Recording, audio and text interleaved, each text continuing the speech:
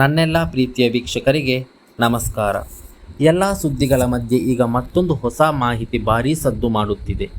ಅದು ಏನೆಂದರೆ, ಕಳೆದ ಸೀಸನ್ನಲ್ಲಿ ಅಪಾರ ಜನಪ್ರಿಯತೆ ಪಡೆದ ಗಿಲ್ಲಿ ನಟ ಮತ್ತು ರಕ್ಷಿತಾ ಶೆಟ್ಟಿ ಅವರು ಮತ್ತೊಮ್ಮೆ ಬಿಗ್ ಬಾಸ್ ವೇದಿಕೆಯಲ್ಲಿ ಕಾಣಿಸಿಕೊಳ್ಳಲಿದ್ದಾರೆ ಎಂಬ ಸುದ್ದಿ. ಈ ಸುದ್ದಿ ಕೇಳುತ್ತಿದ್ದಂತೆ ಹಲವರ ಮನಸ್ಸಿನಲ್ಲಿ ಒಂದೇ ಪ್ರಶ್ನೆ ಮೂಡಿದೆ. ಅವರು ಮತ್ತೆ ಕಂಟೆಸ್ಟೆಂಟ್ ಆಗಿ ಬರುತ್ತಾರಾ?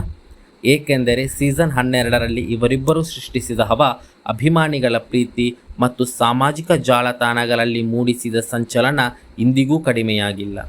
ಇಂದಿಗೂ ಬಿಗ್ ಬಾಸ್ ಸೀಸನ್ 12 ಎಂದರೆ ಜನರ ಕಣ್ಣ ಮುಂದೆ ಮೊದಲು ನೆನಪಾಗುವ ಮುಖಗಳಲ್ಲಿ ಗಿಲ್ಲಿ ನಟ ಮತ್ತು ರಕ್ಷಿತಾ ಶೆಟ್ಟಿ ಪ್ರಮುಖರು. ಆದರೆ ಸದ್ಯಕ್ಕೆ ಹರಿದಾಡುತ್ತಿರುವ ಮಾಹಿತಿಯ ಪ್ರಕಾರ ಅವರು ಕಂಟೆಸ್ಟೆಂಟ್ಗಳಾಗಿ ಬರುವ ಸಾಧ್ಯತೆ ತುಂಬ ಕಡಿಮೆ.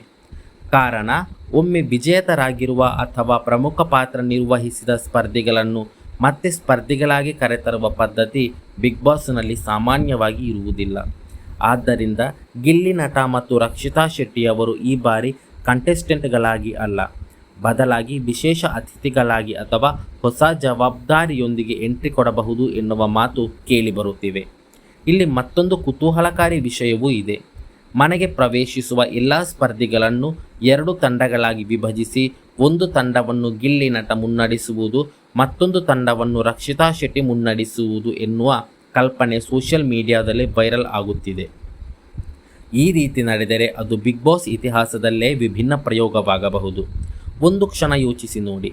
ಒಂದೆಡೆ ಗಿಲ್ಲಿ ನಟ ಅವರ ತಂಡ, ಮತ್ತೊಂದೆಡೆ ರಕ್ಷಿತಾ ಶೆಟ್ಟಿ ಅವರ ತಂಡ. ಎರಡೂ ತಂಡಗಳ ನಡುವೆ ಟಾಸ್ಕ್ಗಳು, ಸ್ಪರ್ಧೆಗಳು, ತಂತ್ರಗಳು ಮತ್ತು ಗೆಲುವಿಗಾಗಿ ನಡೆಯುವ ಪೈಪೋಟಿ. ಯಾರ ನಾಯಕತ್ವ ಉತ್ತಮ? ಯಾರು ತಮ್ಮ ತಂಡದ ಗೆಲುವಿಗೆ ದಾರಿ ಕೊಂಡೊಯ್ಯುತ್ತಾರೆ ಎಂಬ ಪ್ರಶ್ನೆಗಳು ಪ್ರೇಕ್ಷಕರನ್ನು ಪ್ರತಿದಿನ ಟಿವಿ ಮುಂದೆ ಕೂರಿಸಿ ಬಿಡುವಷ್ಟು ರೋಚಕತೆಯನ್ನು ಸೃಷ್ಟಿಸಬಹುದು. ಇದರ ಜೊತೆಗೆ ಇನ್ನೊಂದು ಹೆಸರು ಕೂಡ ಕೇಳಿಬರುತ್ತಿದೆ. ಅದು ಧ್ರುವಂತ್. ಸೀಸನ್ 12ರಲ್ಲಿ ತಮ್ಮ ಆಟದ ಶೈಲಿಯಿಂದ ಗಮನ ಸೆಳೆದ ಧ್ರುವಂತ್ ಅವರು ಈ ವಿಶೇಷ ವ್ಯವಸ್ಥೆಯಲ್ಲಿ ನ್ಯಾಯಾಧೀಶರಾಗಿ ಅಥವಾ ನಿರ್ಣಾಯಕ ಪಾತ್ರದಲ್ಲಿ ಕಾಣಿಸಿಕೊಳ್ಳಬಹುದು ಎನ್ನಲಾಗುತ್ತದೆ. 2 ತಂಡಗಳ ನಡುವೆ ಉದ್ಭವಿಸುವ ಗೊಂದಲ, ಜಗಳ, ಭಿನ್ನಾಭಿಪ್ರಾಯಗಳು ಮತ್ತು ಟಾಸ್ಕ್ಗಳ ಫಲಿತಾಂಶವನ್ನು ವಿಶ್ಲೇಷಿಸಿ ತೀರ್ಪು ನೀಡುವ ಜವಾಬ್ದಾರಿ ಅವರಿಗೆ ಸಿಗಬಹುದು ಎಂಬ ಮಾಹಿತಿ ಹರಿದಾಡುತ್ತಿದೆ. ಧ್ರುವಂತ್ ಅವರ ಬಗ್ಗೆ ಮಾತನಾಡುವುದಾದರೆ, ಬಿಗ್ ಬಾಸ್ ಮನೆಯೊಳಗೆ ಇದ್ದಾಗಲೇ ತಮ್ಮ ಆಲೋಚನಾ ಶಕ್ತಿಯಿಂದ ಎಲ್ಲರ ಗಮನ ಸೆಳೆದಿದ್ದರು ಅವರು. ವಿಶೇಷವಾಗಿ ಸೀಕ್ರೆಟ್ ರೂಮ್ಗೆ ಹೋದ ನಂತರ ಅವರು ತೋರಿಸಿದ ವಿಶ್ಲೇಷಣಾತ್ಮಕ ದೃಷ್ಟಿಕೋನವನ್ನು ಸಾಕಷ್ಟು ಮಂದಿ ಮೆಚ್ಚಿಕೊಂಡಿದ್ದರು.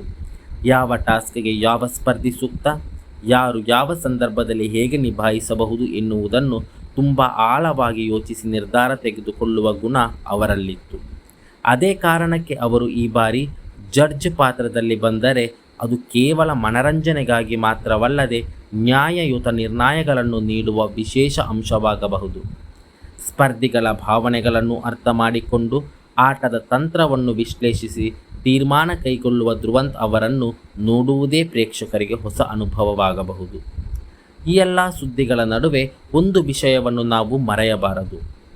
ಇವೆಲ್ಲವೂ ಸದ್ಯಕ್ಕೆ ಸೋಷಿಯಲ್ ಮೀಡಿಯಾದಲ್ಲಿ ಹರಿದಾಡುತ್ತಿರುವ ಮಾಹಿತಿಗಳು ಮಾತ್ರ. ಅಧಿಕೃತವಾಗಿ ವಾಹಿನಿ ಅಥವಾ ಬಿಗ್ ಬಾಸ್ ತಂಡದಿಂದ ಯಾವುದೇ ದೃಢೀಕರಣ ಬಂದಿಲ್ಲ. ಆದ್ದರಿಂದ ಈ ಸುದ್ದಿಯನ್ನು ಕುತೂಹಲದಿಂದ ಸ್ವೀಕರಿಸಬಹುದು, ಆದರೆ ಅವುಗಳನ್ನು ಅಂತಿಮ ಸತ್ಯ ಎಂದು ಪರಿಗಣಿಸುವುದು ಸರಿಯಲ್ಲ. ಆದರೆ ಒಂದು ವಿಷಯ ಮಾತ್ರ ನಿಜ. ಗಿಲ್ಲಿ ನಟ ಮತ್ತು ರಕ್ಷಿತಾ ಶೆಟ್ಟಿ ಅವರ ಮೇಲಿನ ಪ್ರೀತಿ ಇನ್ನೂ ಕಡಿಮೆಯಾಗಿಲ್ಲ. ಸೀಸನ್ 12 ಮುಗಿದರೂ ಜನರು ಅವರನ್ನು ಮರೆತಿಲ್ಲ. ಇಂದಿಗೂ ಅವರ ಕುರಿತ ವಿಡಿಯೋಗಳು ವೈರಲ್ ಆಗುತ್ತಿವೆ. ಅವರ ಹೆಸರನ್ನು ಕೇಳಿದರೂ ಅಭಿಮಾನಿಗಳಲ್ಲಿ ಉತ್ಸಾಹ ಹೆಚ್ಚಾಗುತ್ತದೆ. ಇದೇ ಕಾರಣಕ್ಕೆ ಬಿಗ್ ಬಾಸ್ ತಂಡ ಕೂಡ ಆ ಜನಪ್ರಿಯತೆಯನ್ನು ಬಳಸಿಕೊಂಡು ಹೊಸ ಸೀಸನ್ಗೆ ಭರ್ಜರಿ ಆರಂಭ ನೀಡುತ್ತವೆ. ಹಾಗಾದರೆ ನಿಮಗೆ ಏನನ್ನಿಸುತ್ತದೆ? ಗಿಲ್ಲಿ ನಟ ಮತ್ತು ರಕ್ಷಿತಾ ಶೆಟ್ಟಿ ಅವರು ಮತ್ತೆ ಬಿಗ್ ಬಾಸ್ ವೇದಿಕೆಯಲ್ಲಿ ಕಾಣಿಸಿಕೊಂಡರೆ ನಿಮಗೆ ಖುಷಿಯಾಗುತ್ತದೆಯೇ? ಅವರು ತಂಡದ ನಾಯಕರಾಗಿ ಬರಬೇಕಾ? ಧ್ರುವಂತ್ ಅವರು ಜಡ್ಜಾಗಿ ಬರಬೇಕಾ? ಅಥವಾ ಅಶ್ವಿನಿ ಗೌಡ ಅವರನ್ನು ಮತ್ತೆ ನೋಡಲು ನೀವು ಬಯಸುತ್ತೀರಾ? ನಿಮ್ಮ ಅಭಿಪ್ರಾಯವನ್ನು ಕಮೆಂಟ್ನಲ್ಲಿ ತಿಳಿಸಿ.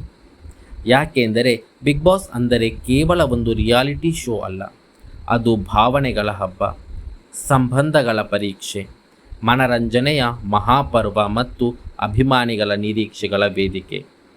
ಹಾಗಾದರೆ ಸ್ನೇಹಿತರೆ, ನೀವು ಯಾವ ಹಳೆಯ ಕಂಟೆಸ್ಟನ್ನು ಮತ್ತೆ ಬಿಗ್ ಬಾಸ್ ಮನೆಯಲ್ಲಿ ನೋಡಲು ಇಷ್ಟಪಡುತ್ತೀರಿ? ನಿಮ್ಮ ಆಯ್ಕೆಯನ್ನು ಕಮೆಂಟ್ಸ್ನಲ್ಲಿ ತಿಳಿಸಿ. ಧನ್ಯವಾದ.